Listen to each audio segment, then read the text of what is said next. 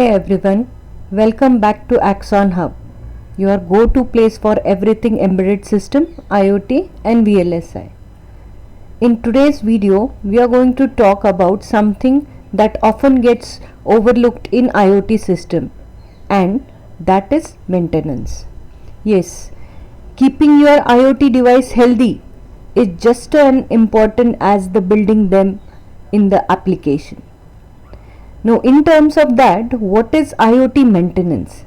So, what exactly is IoT maintenance? It will simply refers to the process that keeps your IoT devices, sensors, network, and cloud system working smoothly, especially when deployed in real world. So, think as a smart home, smart city, or even the industrial IoT startups. Without proper maintenance, things can go wrong very fast. Now, when it refers to the maintenance, the type of IoT maintenance are four that categorized as preventive maintenance, predictive maintenance, corrective maintenance, and remote maintenance.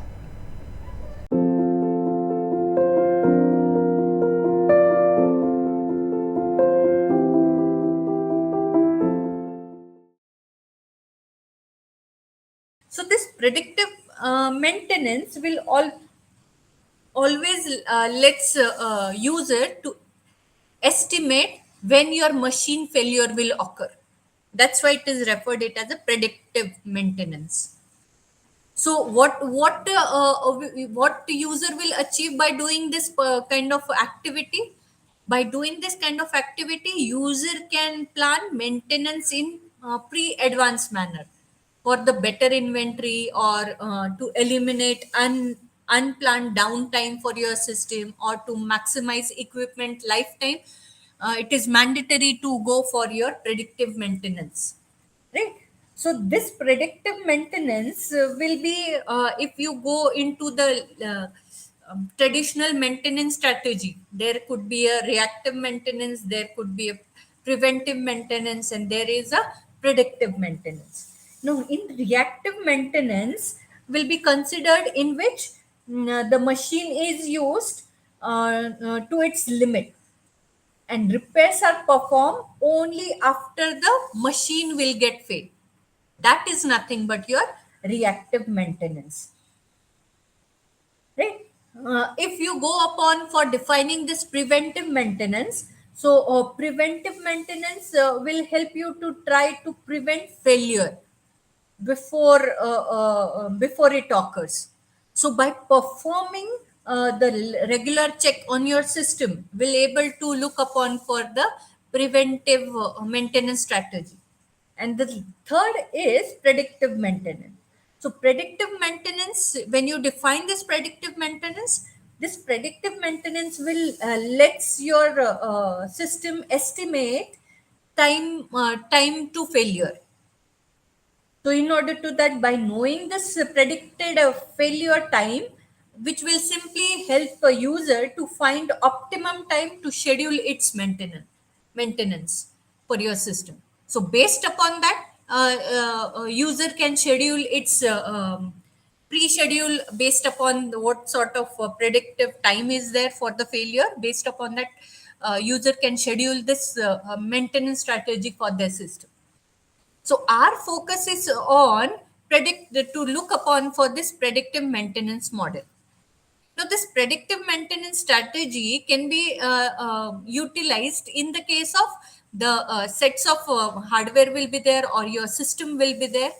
Now, through that system, you will able to collect the data, and that data you will able to apply to your predictive maintenance algorithm or model, through which you will able to find it out the estimated failure period, and based upon that you can able to plan the strategies for that particular maintenance, predictive maintenance. So in order to that, how you're going to do this, what sort of ways are there, what sort of features are required for this algorithm? Maybe your detection of abnormalities or classifying different faults, or even remaining useful lifetime system for by estimating this remaining useful lifetime for your system. So by means of these three features, you can able to look upon, based upon that failure period, you will able to calculate based upon all these three uh, features. But to detect or but to receive these kind of features from your systems data, you require predictive maintenance processing, right? So in that manner, you can say that for your predictive maintenance workflow can be considered in the case of your data acquiring part will be there. Then data, once the data is acquired, the pre-processing of data is mandatory. Once that can be done, then you can go for identifying the condition. So in your system, you must provide some kind of condition indicators, and then these indicators has been given to your model, and then you can deploy and integrate all together in order to provide this. So by means of all these five different stages, can able to look upon for your predictive maintenance workflow for your system.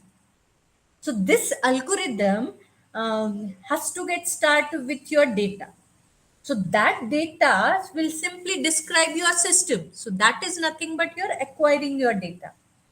So in order to that, whether that whatever the data is being received or acquired, and this the described data with the system, that has to get matched all together.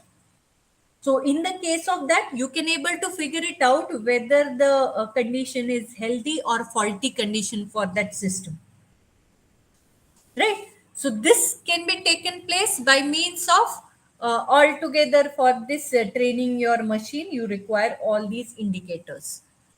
So on the basis of that, you can again look upon by training your model for your maintenance strategy.